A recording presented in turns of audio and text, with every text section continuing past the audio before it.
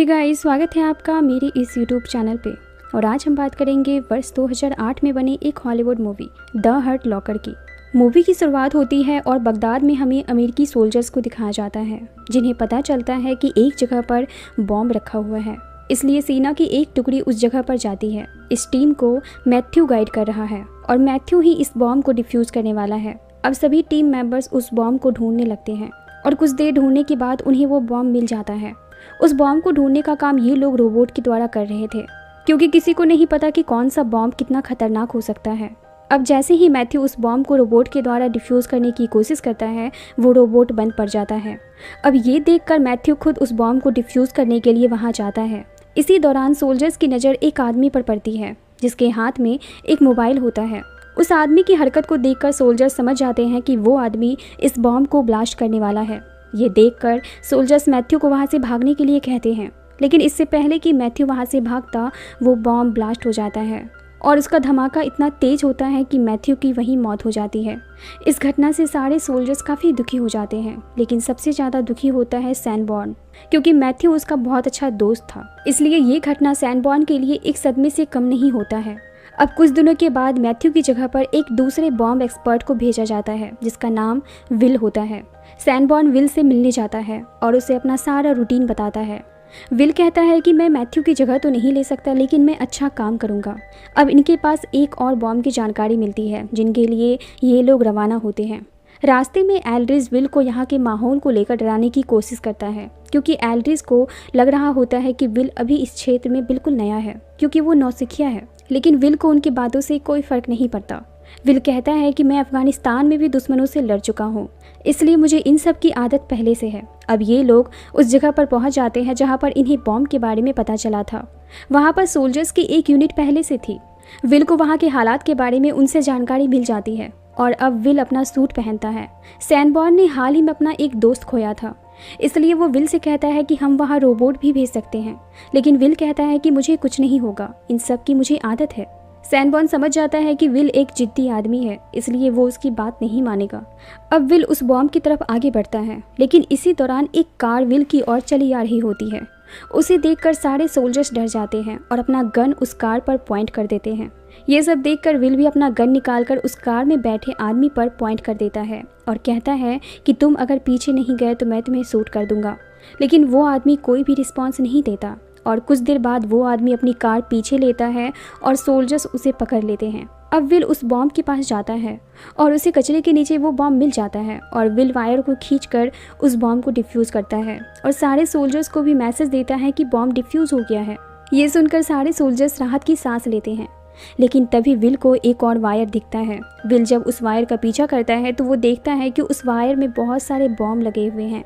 ये देखकर विल काफ़ी परेशान हो जाता है, क्योंकि वो जानता है कि अगर इतनी सारे बॉम्ब एक साथ फटे तो यहाँ पर बहुत बड़ी तबाही हो जाएगी। अब विल फिर से उस बॉम्ब को डिफ्यूज़ करने की कोशिश में लग जाता है। तभी हम एक आदमी को देखते हैं जो विल को देखकर एक बिल्डिंग से नीचे उतरता है। दरअसल वो उस बॉम्ब को ब्लास्ट करने के लिए नीचे आ रहा होता है, लेकिन इससे पहले कि वो कुछ कर पाता, विल उन सभी बॉम्ब्स को डिफ्यूज़ कर चुका होता है। ये देखकर वो आदमी वहाँ से भाग जाता है। विल के इस काम को देखकर सारे लोग काफ़ी खुश हो जाते हैं, लेकिन सैनबॉर्न विल से कहता है कि तुम जल्दबाजी में डिसीजन लेते हो, तुम्हें कोई भी डिसीजन सोच समझ कर लेना चाहिए, क्योंकि ये बहुत रिस्की काम है। लेकिन विल पर किसी भी बात का कोई भी असर नहीं पड़ता, क्योंकि उसे लगता है कि ये सब उसके काम करने का स्टाइल है। अब दूसरे सीन में हमें एल्ड्रिज को दिखाया जाता है, जो एक साइकेट्रिस्ट के पास बैठा हुआ होता है। साइकेट्रिस्ट को एल्ड्रिज से बात करने पर पता चलता है कि एल्ड्रिज काफ़ी डरा हुआ है।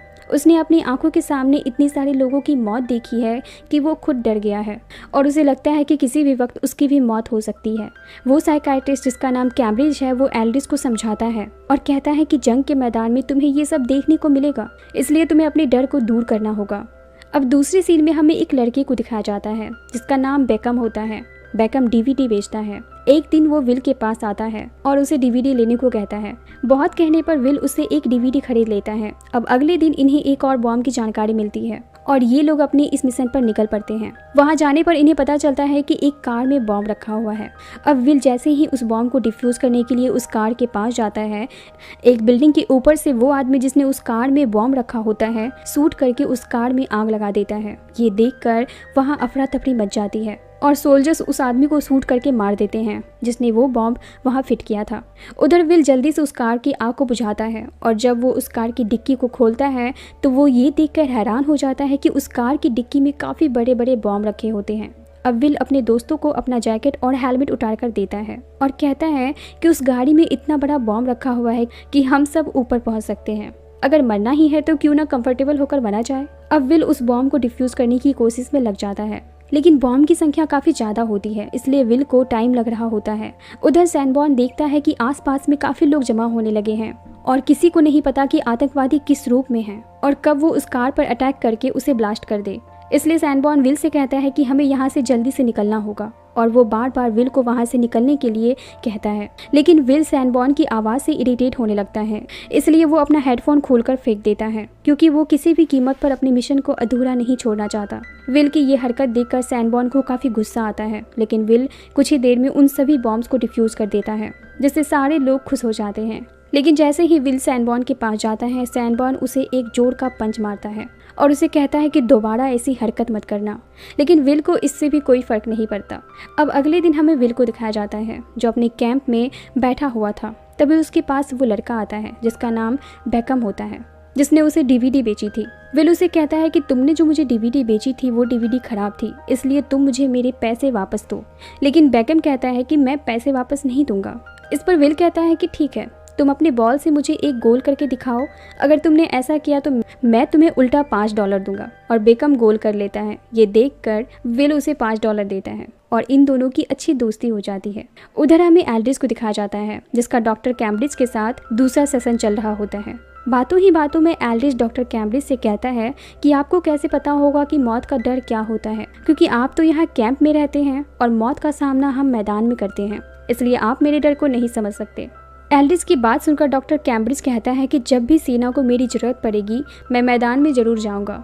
अब एक दिन हमें विल की टीम को दिखाया जाता है जो मरुस्थल में एक्सप्लोसिव की टेस्टिंग कर रहे होते हैं। तभी उनकी नज़र मरुस्थल में एक गाड़ी पर पड़ती है जिनमें कुछ लोग होते हैं। उन्हें देखकर ये उन पर बंदूक तान देते हैं, लेकिन पास जाने पर इन्हें पता चलता है कि ये लोग प्राइवेट मिलिट्री कंपनी के आदमी हैं। ये लोग इराक के 2 आतंकवादी को पकड़ने के लिए आए थे जिनके सिर पर $5000 का इनाम है, जिन्हें इन्होंने पकड़ भी रखा था। लेकिन रास्ते में ही इनकी गाड़ी का टायर पंचर हो गया था जिसके कारण इन्हें यहाँ रुकना पड़ा। अब विल अपनी टीम के साथ उसकी मदद करने लगता है, लेकिन तभी आतंकवादी इन पर हमला कर देते हैं। इस मौके का फ़ायदा उठाकर वो दोनों आतंकवादी वहाँ से भागने लगते हैं, जिन्हें देखकर सोल्जर्स उन पर गोलियां चला देते हैं और एक गड्ढे में आकर सभी सोल्जर्स छुप जाते हैं। तभी इन लोगों को सामने एक घर दिखाई देता है जहाँ से आतंकवादी लगातार इन पर हमला कर रहे होते हैं। इस मुठभेड़ में प्राइवेट मिलिट्री टीम के हेड की गोली लगने से मौत हो जाती है।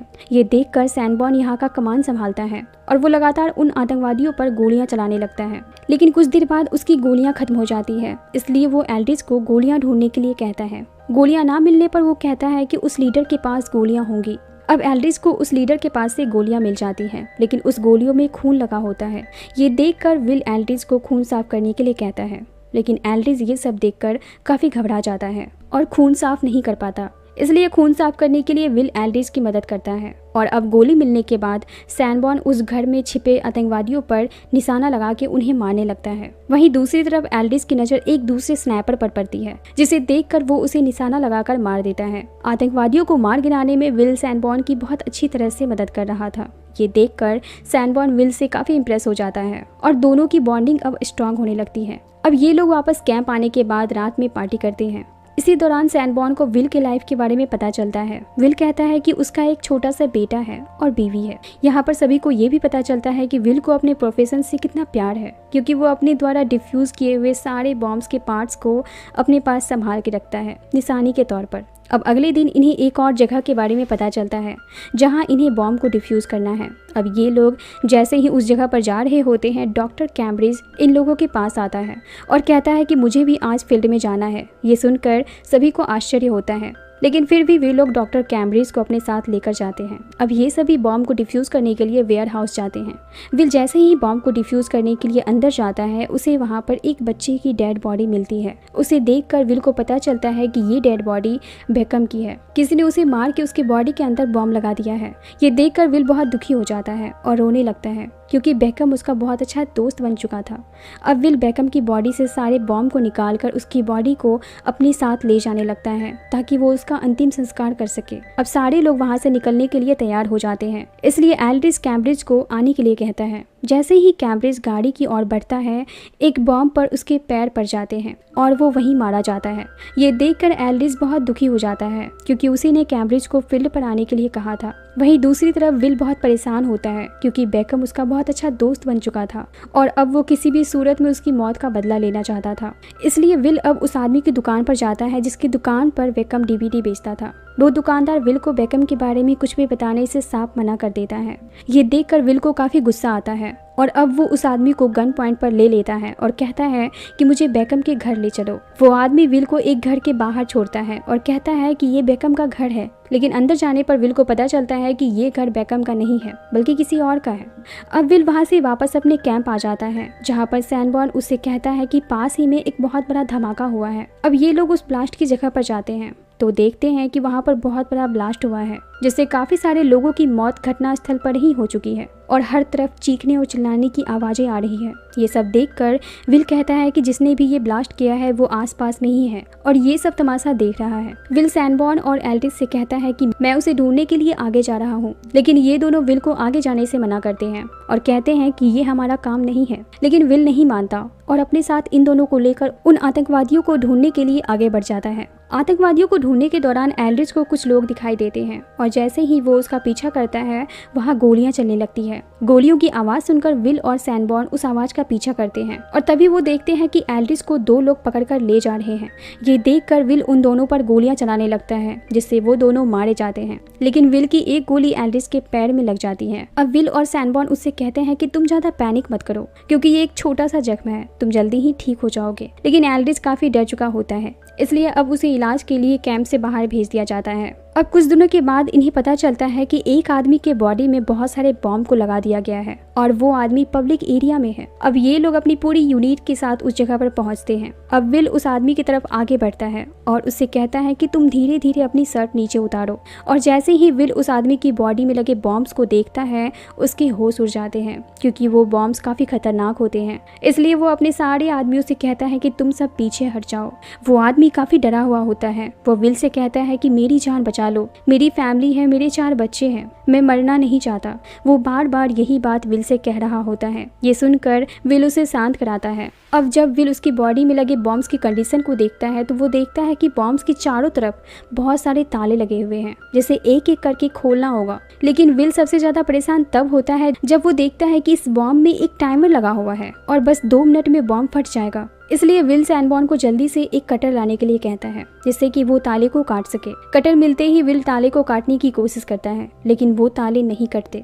वो दूसरी तरह से भी उन बॉम्ब्स को डिफ्यूज करने की कोशिश करता है लेकिन उसकी सारी कोशिशें नाकामयाब रहती है और अब टाइमर में मात्र 30 सेकंड बचे हुए थे। ये देखकर वो समझ जाते हैं कि इस आदमी को नहीं बचाया जा सकता, इसलिए विल उससे माफी मांगकर वहां से भागने लगता है और तभी वो बॉम्ब ब्लास्ट कर जाता है जिससे वहां पर बहुत बड़ा धमाका होता है। इस धमाके में विल जख्मी हो जाता है और सैनबॉर्न उसे अपनी गाड़ी में लेकर वहां से जाने लगता है। विल की तरह सैनबॉर्न भी ये सब देखकर पूरी तरह से टूट जाता है। वो विल से कहता है कि मुझे इस जगह से नफरत हो गई है, किसी को भी नहीं पता कि यहाँ पर कब किसकी मौत हो जाए। वो विल से कहता है कि तुम बहुत बहादुर हो, तुम्हारे पास फैमिली है, बीवी है, बच्चे हैं, लेकिन फिर भी तुम बिना डरे बहुत ही बहादुरी से ये सभी काम करते हो। मैं भी तुम्हारी तरह बनना चाहता हूँ। और इसके साथ ही इन दोनों का ये मिशन खत्म हो जाता है। अब विल अपने घर वापस आ जाता है और अपने परिवार के साथ समय बिताने लगता है, लेकिन धीरे धीरे विल को समझ आ जाता है कि वो अपने काम से दूर नहीं रह सकता। बॉम्ब को डिफ्यूज करना मानो उसकी लाइफ का एक अहम हिस्सा बन गया हो, इसलिए वो घर में हर वक्त अपनी पत्नी से बॉम्ब के बारे में ही डिस्कस किया करता है।